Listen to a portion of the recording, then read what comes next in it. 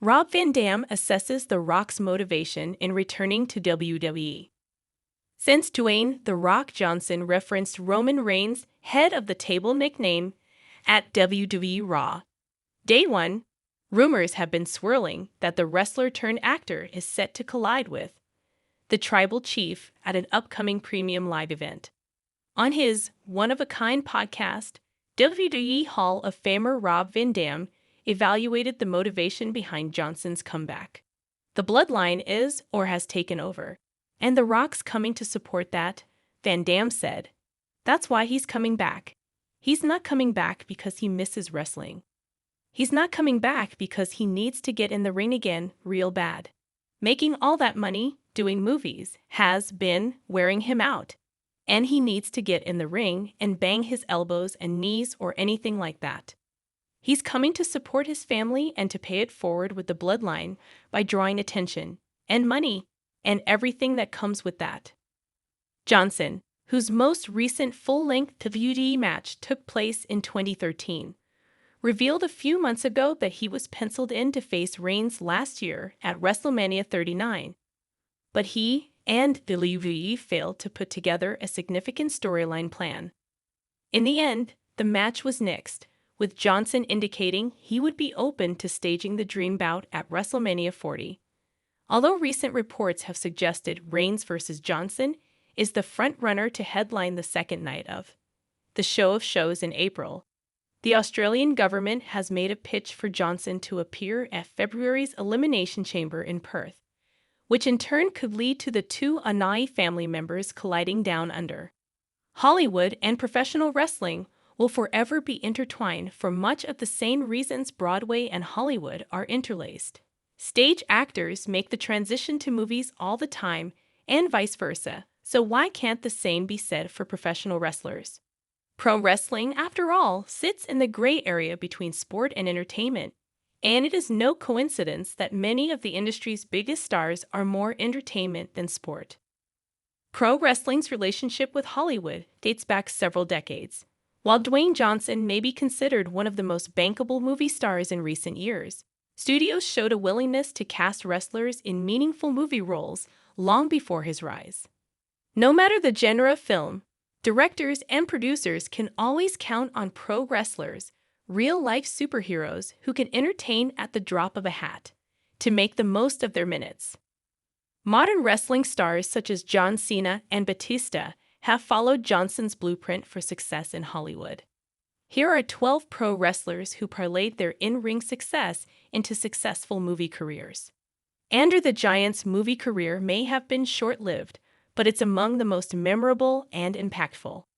Andre played the role of Fezzik in the 1987 fantasy classic, The Princess Bride. Fezzik is a giant who, along with his friend Inigo Montoya, teams up with main character Wesley to rescue Princess Buttercup. Casting director Jane Jenkins told The Wrap that William Goldman, who authored the original story, initially had Andre pegged for the role. However, Andre would turn Goldman down, instead recommending his friend Arnold Schwarzenegger. English was, after all, Andre's second language. This, coupled with his deep voice, cast doubt in the giant's mind over his ability to handle any role with substantial dialogue. However, the movie soon entered development hell, with filming enduring a near-decade-long delay. By this point, Schwarzenegger's stock had risen astronomically, and the studio could no longer afford his services. This time, Goldman and Rob Reiner, the film's new director, managed to convince Andre to take the part. Almost 40 years later, it is tough to imagine anyone other than Andre in the role, with lines such as "Anybody want a peanut?" still resonating with fans of the film. Unfortunately, Andre would pass away 6 years after the film's release, with his health having been in constant decline due to a lifelong bout with acromegaly. Though he never quite realized his potential in movies, it is fair to wonder how far Andre's charisma and look could have taken him off the back of his performance in The Princess Bride. While it seems like low-hanging fruit to include a big name like Steve Austin on such a list, his extensive acting resume mandates it. The poster child of WWE's Attitude Era in the late 90s, Austin quietly put together a solid film acting portfolio. It began with a minor role as Guard Dunham in The Longest Yard, starring Adam Sandler. However, Austin's start came in television, taking on the recurring role of Inspector Jake Cage in the show Nash Bridges for 6 episodes between 1999 and 2000. Austin also had a memorable 2-episode cameo in NBC's Chuck. Stone Cold's lot in Hollywood is a fairly simple one. He primarily plays characters that are extensions of the devil-may-care badass that Stone Cold Steve Austin is, which probably comes naturally. Occasionally, he will play more comedic versions of those characters, which works due to the juxtaposition of stereotypically tough characters having a softer side. Action movies became Austin's specialty for his Hollywood career between 2007 and 2015. He starred in the 2007 WDE Studios film, The Condemned, a no-frills action flick, before moving on to The Expendables in 2010.